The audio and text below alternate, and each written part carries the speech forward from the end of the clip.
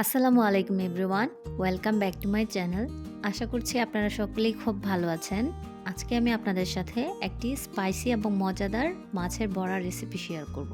আজকে মাছের এই বড়াটা আমি তৈরি করছি পোয়া মাছ দিয়ে। এই মাছটা সামুদ্রিক মাছ, তাই এর মধ্যে অনেক আয়োডিন থাকে। আর এখানে আমি মাছের বড়াটা তৈরি করার জন্য মাছগুলোকে ভালো করে আঁশ ছাড়িয়ে নিয়েছি এবং মাছের মাথাটাকে আমি ফেলে দিয়েছি। আর মাছগুলোকে আমি ভালো করে পরিষ্কার করে ধুয়ে নিয়েছি। এখন এর মধ্যে আমি দিয়ে দিব 15 থেকে 20টা শুকনো মরিচ বাটা। এই মরিচ বাটাটাকে আমি একটু আধা বাটা করে নিয়েছি। আর এর মধ্যে আমি এখন দিয়ে দিব পেঁয়াজগুলোকে আমি একটু থেতো করে নিয়েছি। এর মধ্যে এখন দিয়ে দিব আমি রসুনগুলোকেও আমি একটু কম বেটে নিয়েছি। এর মধ্যে এখন দিয়ে দিচ্ছি আধা কাপ পরিমাণ ধনেপাতা কুচি, আর দিয়ে দিচ্ছি 1 চামচ মরিচ গুঁড়ো। ঝালটা আপনাদের টেস্ট অনুযায়ী দেবেন। এবার এর মধ্যে আমি দিয়ে দিব 1.5 চামচ পরিমাণ হলুদ গুঁড়ো।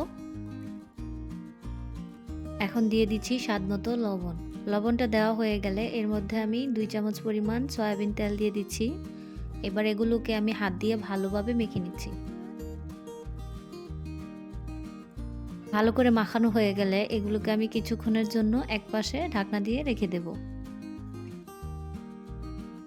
আমার মাছগুলো ম্যারিনেট করা হয়ে গেছে। দেখতেই পাচ্ছেন এখানে আমি বড়াটা তৈরি করার জন্য কচু পাতা নিয়েছি। আপনারা চাইলে লাউ পাতাও নিতে পারেন। এবার পাতাটির উপর আমি দুটো মাছ দিয়ে দিচ্ছি এবং মাছগুলো দেওয়া শেষ হয়ে গেলে পাতার এক পাশ থেকে আমি ভালো করে মুড়ে দিচ্ছি। বড়াগুলোকে চেষ্টা করবেন একটু শক্ত করে তৈরি করার, তা না হলে তেলের মধ্যে দিলে পাতা থেকে মাছটা বেরিয়ে যেতে পারে। এবার আমি আপনাদেরকে আরও একটি বড়া তৈরি করে দেখাচ্ছি।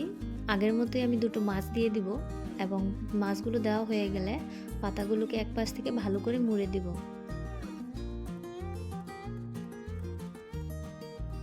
এবার আমি এক এক করে বাকি বড়াগুলোকে তৈরি করে নেব।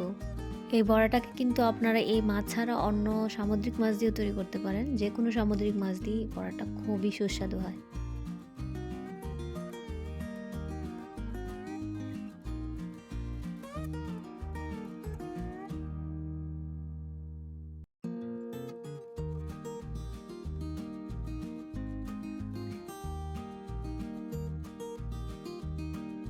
আমার বড়াগুলো তৈরি করা হয়ে গেছে। এবার আমি একটি চুলায় প্যান বসিয়ে দিয়েছি। প্যানটা গরম হয়ে গেলে এর মধ্যে আমি দিয়ে দিচ্ছি পরিমাণ মতন তেল। তেলটা হালকা একটু গরম হয়ে গেলে এর মধ্যে আমি কিছু লবণ ছিটিয়ে দিচ্ছি।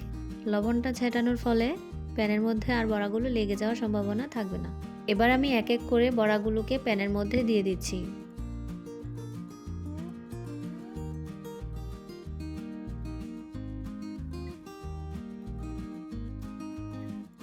এখন ঢাকনা দিয়ে ঢেকে বড়াগুলোর এক পাশ আমি ভালো করে কিছুক্ষণ ভেজে নেব। এক পাশ ভালো করে ভাজা হয়ে গেছে। এখন এগুলোকে আমি একটু উল্টে দিচ্ছি।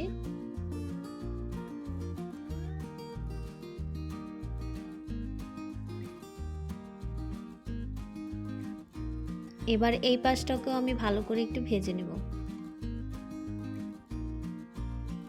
আমি যেহেতু এখানে কচু পাতা ব্যবহার করেছি, তাই এগুলোকে আমি আরও একটু ভেজে নিচ্ছি। তা না হলে অনেক সময় আবার গলা চুলকাতে পারে। তার জন্য আমি এটাকে একটু বেশি করে ভেজে নেব। আপনারাও একটু বেশি করে ভেজে নেবেন।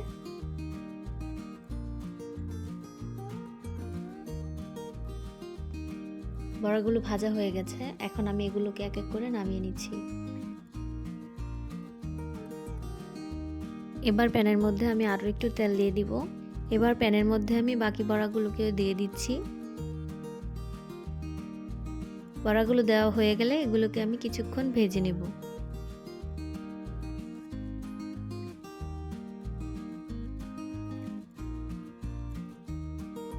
আমার বড়াগুলো ভাজা হয়ে গেছে। এখন আমি এগুলোকে নামিয়ে রাখছি।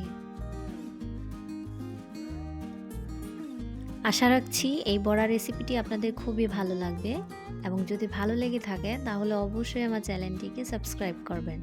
আল্লাহ হাফেজ।